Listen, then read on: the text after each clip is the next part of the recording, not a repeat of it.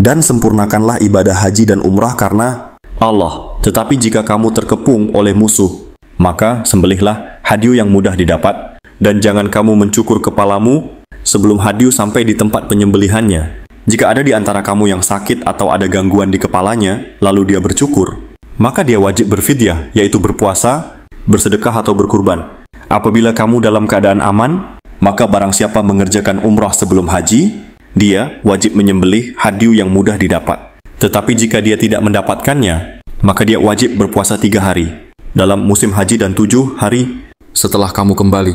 Itu seluruhnya 10 hari. Demikian itu bagi orang yang keluarganya tidak ada tinggal di sekitar Masjidil Haram. Bertakwalah kepada Allah dan ketahuilah bahwa Allah sangat keras hukumannya. Al-Baqarah ayat 106.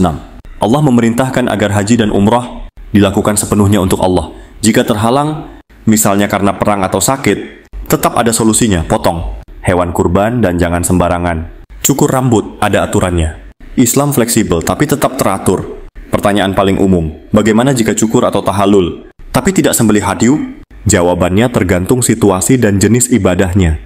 Apakah haji ifrat, tamattu atau qiran? Dan apakah kondisinya normal atau darurat? Terhalang haji terputus di tengah jalan? Biar paham kita jelaskan ya. 1. Kalau haji ifrat, hanya haji saja, tidak wajib hadyu, cukup tahallul, cukur rambut, setelah melempar jumrah dan sebagainya. Jadi sah tahallul walaupun tidak potong hewan. 2. Kalau haji tamattu atau qiran, wajib hadyu karena dalam 2 jenis haji ini, kamu melakukan 2 ibadah, umrah plus haji dalam 1 musim. Kalau tidak mampu beli hewan, wajib puasa 10 hari. 3 hari di tanah suci, 7 hari setelah pulang sebagai gantinya. Tapi kalau mampu dan tidak menyembelih, lalu tetap tahallul, tidak sah karena kamu melanggar rukun hukum haji. 3. Kalau kamu terkepung, terhalang haji, seperti disebut di Al-Baqarah 196, misal karena perang, sakit parah, lockdown, hadyu tetap wajib sebagai pengganti karena kamu keluar dari ihram tanpa menyelesaikan haji umrah. Maka tidak sah tahallul tanpa hadyu kecuali ada uzur syar'i dan tidak mampu. Dalam kondisi ini, kesimpulannya, haji ifrat adalah sah tahallul tanpa hadyu. Haji tamattu qiran adalah tidak sah tahallul tanpa hadyu, kecuali ganti dengan puasa jika tidak mampu. Haji terhalang, al-mahsur, adalah wajib hadyu saat tahallul. Biar ringan mending niat haji saja atau haji ifrat. Ciri-ciri haji ifrat. 1. Niat ihram hanya untuk haji, bukan umrah. 2. Tidak perlu hadyu, sembelih hewan.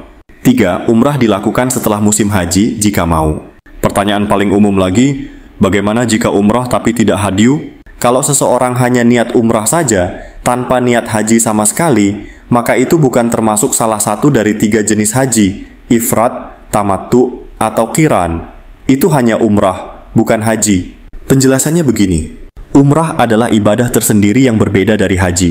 Kalau kamu cuma niat dan kerjakan umrah saja, tawaf, sa'i, cukur rambut, maka kamu tidak masuk kategori haji apapun. Kamu baru masuk kategori tamattu. Kalau setelah umrah itu kamu niat haji di tahun yang sama, di bulan haji, Syawal Zulhijjah. Contoh kasus. 1. Umrah saja di bulan Ramadan, bukan haji, bukan ifrat, tamattu, qiran.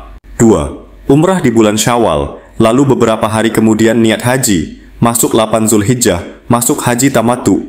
Kesimpulannya, umrah saja, kan bukan bagian dari haji. Kalau umrah, tahallul, lalu haji di tahun yang sama, itu baru disebut haji tamattu.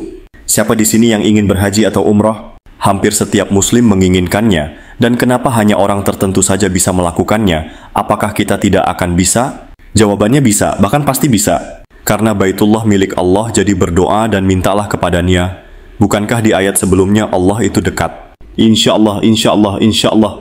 Kami segenap tim belajar Al-Quran undur diri. Assalamualaikum warahmatullahi wabarakatuh.